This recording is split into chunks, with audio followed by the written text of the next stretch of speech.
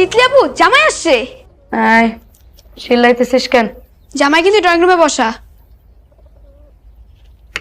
আমার বিয়ে হয়েছে যে জামাই জামাই করতেছিস? আজকে দেখ তোরে কি করি। আজকে তোরে আমি এইটা দিয়ে মারবো, কয়বার যে মারবো। এই আস্তে।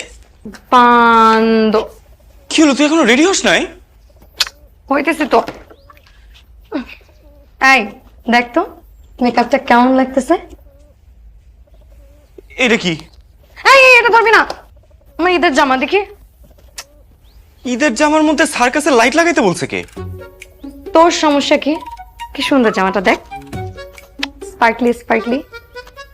তোর রুচি না দিন দিন ভয়ঙ্কর হইতেছে। আর তোর রুচি তো খুব ভালো, আমার রুচি ভালোই আছে।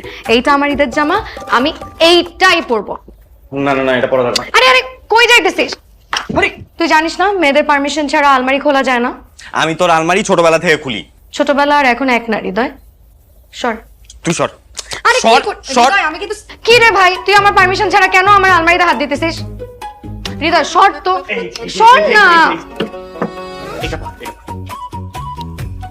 এইটা হ্যাঁ এইটা পরবো, এটা সিম্পল জামা, এটা ঈদের দিন কে পরে? হ্যাঁ, সিম্পল দেখি তো সুন্দর।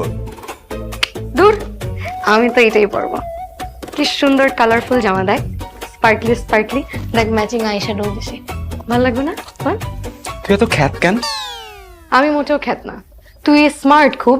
তোর যে ড্রেসিং সেন্স, তার থেকে আমার ড্রেসিং সেন্স অনেক ভালো।